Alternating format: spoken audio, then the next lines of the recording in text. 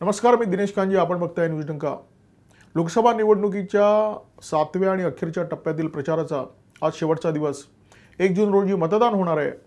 या निवडणुकीचे निकाल काय लागतील याबाबत लोकांच्या मनामध्ये प्रचंड उत्सुकता आहे. प्रत्येकजण आपापल्या परीने या निवडणुकीच्या निकालांचे अंदाज व्यक्त करतोय. लोकांच्या मनामध्ये जी उत्सुकता आहे त्याला खाद्य पुरवण्यासाठी विविध वृत्तवाहिन्या वेगवेगळ्या तज्ज्ञांना आमंत्रित करतायत, त्यांच्या मुलाखती घेत आहेत. 4 जून रोजी जेव्हा निकाल जाहीर होतील तेव्हा नरेंद्र मोदी तिसऱ्यांदा देशाचे पंतप्रधान होतील अशी दाट शक्यता आहे. पंतप्रधान नरेंद्र मोदींच्या सोबत आणखी एक सज्जन या निवडणुकीनंतर हॅट्रिक करतील अशी शक्यता आहे आणि त्यांचं नाव आहे ज्येष्ठ पत्रकार, काँग्रेसचे माजी खासदार कुमार केतकर.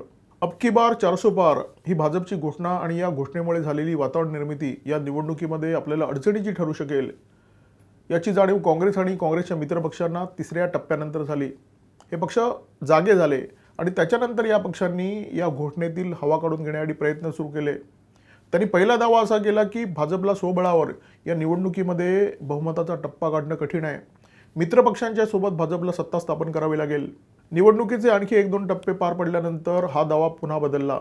काँग्रेसने असा दावा करायला सुरुवात केली की राष्ट्रीय लोकशाही आघाडीला सुद्धा स्वबळावर बहुमत मिळणं कठीण आहे.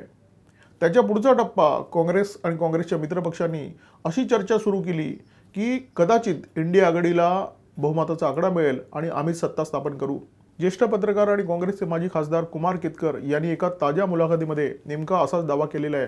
ते असं म्हणालेत की या निवडणुकीमध्ये भाजपला 210च्या आसपास जागा मिळतील आणि एनडीएचा आकडा म्हणजे राष्ट्रीय लोकशाही आघाडीचा आकडा 240च्या आसपास असेल. म्हणजे काँग्रेस आणि त्यांचे मित्रपक्ष जे काही म्हणतायत त्याची री या मुलाखतीमध्ये कुमार केतकर यांनी ओढलेली दिसते. जे सेफॉलॉजिस्ट असा दावा करतायत की भाजपला पूर्ण बहुमत मिळेल आणि कदाचित त्यांचा आकडा गेल्या निवडणुकीपेक्षा सरस असेल. त्यांच्याबद्दल बोलताना कुमार केतकर असं म्हणाले की प्रत्येक सेफॉलॉजिस्ट त्याच्याकडे असलेल्या माहितीच्या आधारावर अंदाज व्यक्त करत असतो, परंतु याच्यामध्ये एक भाग विशफुल थिंकिंगचा सुद्धा असतो. म्हणजे जे होणार आहे ते सांगण्यापेक्षा जे व्हावंसं वाटतं त्याचा प्रभाव या अंदाजावर असतो असं कुमार केतकर म्हणाले. केतकरांनी या मुलाखतीमध्ये जे आकडे सांगितले, जो दावा केला त्याच्यामध्ये त्यांचं विशफुल थिंकिंग किती हा प्रश्न ना प्रश्नकर्त्यांनी त्यांना विचारला ना केतकरांनी त्याचं स्पष्टीकरण दिलं. त्याच्यामुळे या प्रश्नाचं उत्तर आम्ही शोधण्याचा प्रयत्न करतोय. केतकर हे प्रचंड विद्वान गृहस्थ आहेत, फॉरवर्ड इंग्लिश बोलतात आणि त्यांची एकूण पत्रकारिता जर आपण पाहिली तर ही पत्रकारिता काँग्रेस शरण राहिलेली आहे.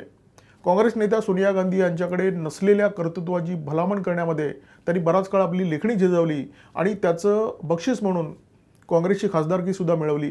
वर्षानुवर्ष पत्रकारितेमध्ये काढलेले लोक तटस्थ पत्रकारितेवर भरभरून बोलत असतात, परंतु तटस्थ पत्रकारिता हा जो विषय आहे तो सफेद झूट आहे.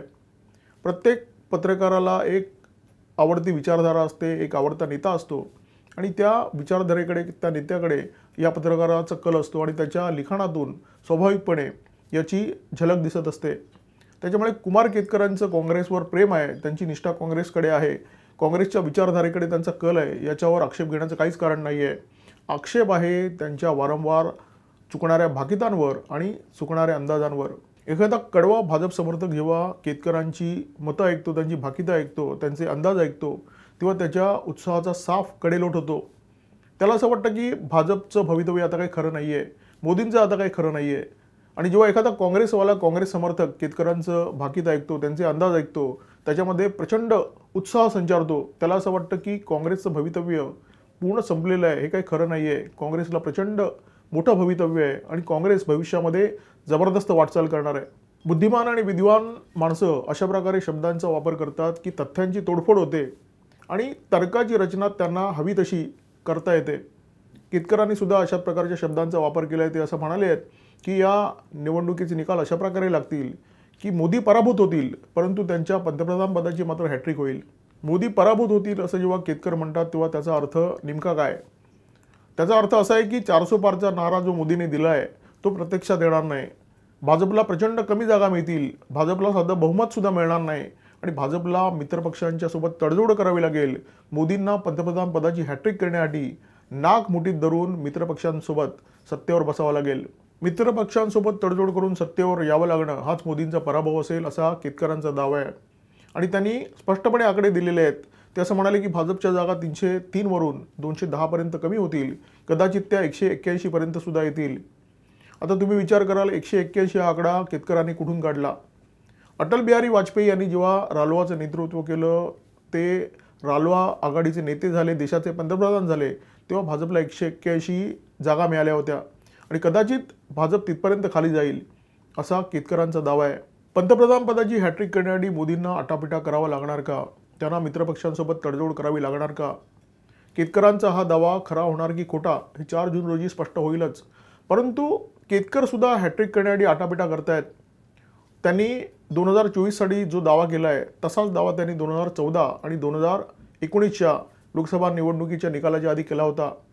आधीचे दोन्ही दावे त्यांचे सपशेल फसलेले आहेत आणि तरीसुद्धा केतकरांनी 2024मध्ये अगदी तसाच्या तसा दावा केलेला आहे. ही मुलाखत ऐकल्यानंतर केतकरांचं प्रचंड कौतुक वाढलं, कारण याच्यापूर्वी 2014 आणि 2019मध्ये केतकरांनी केलेली भाकितं सपशेल आपटली, म्हणजे अक्षरशः तोंडावर आपटली. तरीसुद्धा नव्या जोमाने, नव्या दमाने आणि तेवढ्याच आत्मविश्वासाने केतकर 2024साठी अंदाज व्यक्त करतायत. 2014च्या निकालांपूर्वी केतकरांची ब्लूमबर्ग टीव्हीवर एक मुलाखत झाली आणि त्या मुलाखतीमध्ये केतकरांनी एक विधान केलं होतं, भाजपला जर 200चा टप्पा गाठता आला तर नरेंद्र मोदी पंतप्रधान बनण्याची शक्यता आहे.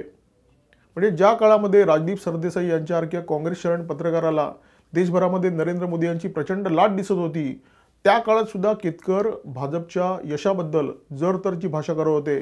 भाजपला जर 200चा टप्पा गाठता आला तर मोदी पंतप्रधान बनतील असं त्यांचं विधान होतं. माणूस आहे, माणसाकडून चूक होते, परंतु ती चूक एकदा माफ आहे. जर माणूस वारंवार चुका करायला लागला तर त्याला तज्ज्ञ का म्हणावं, त्याला विशफुल थिंकर का म्हणू नये? केतकरांनी 2014मध्ये चुकीचा दावा केला आणि 2019मध्ये त्याची पुनरावृत्ती केली. द प्रिंटमध्ये 2019च्या निकालांपूर्वी केतकरांचा एक प्रदीर्घ लेख प्रसिद्ध झाला होता आणि या लेखामध्ये केतकरांनी असा ठामपणे दावा केला होता की 2014मध्ये भाजपला ज्या जागा मिळाल्या त्या जागांमध्ये 60 ते 65 जागा कमी होऊ शकतात आणि परिस्थिती अशी निर्माण होईल की मोदींचं नेतृत्व मान्य केलं जाणार नाही, कारण भाजपकडे बहुमत नाही आहे आणि त्याच्यामुळे पंतप्रधान पदासाठी नितीन गडकरी किंवा राजनाथ सिंह या नेत्यांचा विचार करावा लागेल. प्रत्यक्षात 2019मध्ये काय निकाल लागले हे आपल्या सगळ्यांना माहिती आहे. भाजपने 2014चा विक्रम मोडला आणि 2019मध्ये भाजपला 303 जागा मिळाल्या. केतकर प्रचंड बुद्धिमान आहेत, विद्वान आहेत, तरीसुद्धा त्यांचे राजकीय अंदाज वारंवार का चुकत आहेत? त्याची 2 प्रमुख कारणे आहेत. पहिलं कारण म्हणजे केतकरांची अढळ सोनिया निष्ठा. त्यांची निष्ठा सोनियांच्या चरणी वाहिलेली आहे. आणि दुसरं महत्त्वाचं कारण म्हणजे त्यांचा पराकोटीचा मोदी द्वेष. केतकर एक वेळी राहुल गांधी यांना देशाचे पंतप्रधान म्हणून सहन करतील, परंतु नरेंद्र मोदींना ते पंतप्रधान म्हणून सहन करू शकत नाहीत. सुदैवाने या देशातील जनता केतकरांच्या मानसिकतेची नाही आहे. त्यांच्या मनात ना नरेंद्र मोदी यांच्याबद्दल द्वेष आहे, ना सोनियांच्या चरणी त्यांनी आपल्या निष्ठा वाहिलेल्या आहेत. पंतप्रधान नरेंद्र मोदी त्यांना का नको आहेत याचं कारणसुद्धा केतकर स्पष्ट करतात. ते असं म्हणतात की देश मोदींच्या दहशतीला कंटाळला आहे आणि ते उदाहरणसुद्धा देतात. केतकर असं सांगतात की पत्रकार, राजकीय नेते, कार्यकर्ते, मानवाधिकार या विषयाला वाहिलेले कार्यकर्ते असे मिळून 8,000 लोक मोदींनी तुरुंगात डांबलेले आहेत.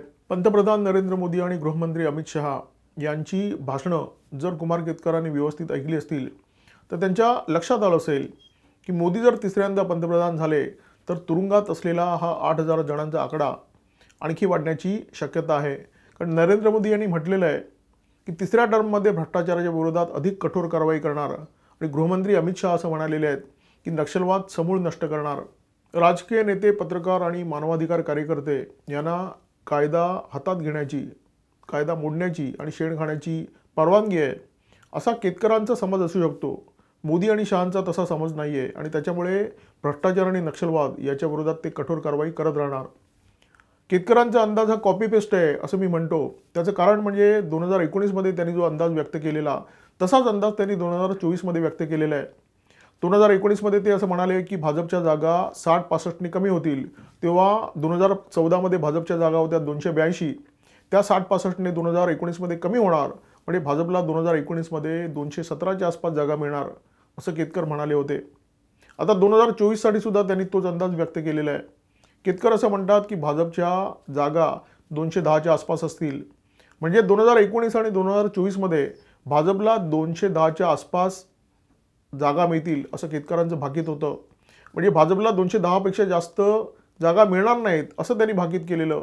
त्यामुळे 300चा टप्पा त्यांच्या डोक्यात येण्याचं काही कारणच नाही आहे. 2019साठी सुद्धा नव्हता आणि 2024मध्ये सुद्धा भाजप 300 पार करेल असं केतकरांना अजिबातच वाटत नाहीये। 4 जूनचा दिवस अत्यंत महत्त्वाचा आहे। या दिवशी जर नरेंद्र मोदींना पंतप्रधान पदाची हॅट्रिक करण्याचा योग जुळून आणता आला तर ती फक्त मोदींची हॅट्रिक नसेल, ती कुमार केतकर यांच्या चुकलेल्या विशफुल थिंकिंगची सुद्धा हॅट्रिक असेल, त्यांच्या चुकलेल्या अंदाजांची सुद्धा हॅट्रिक असेल। न्यूज डंकाच्या या व्हिडिओमध्ये तुर्तास इथेच थांबतो। व्हिडिओ जर आवडला असेल तर लाईक करा, शेअर करा, या व्हिडिओखाली व्यक्त व्हा, तुमच्या भावना, तुमचे विचार व्यक्त करा आणि आठवणीने आमचा चॅनल सबस्क्राईब करायला विसरू नका। नमस्कार आणि धन्यवाद। आमचा व्हिडिओ जास्तीत जास्त लाईक करा, शेअर करा आणि आमचे YouTube चॅनल सबस्क्राईब करा। धन्यवाद।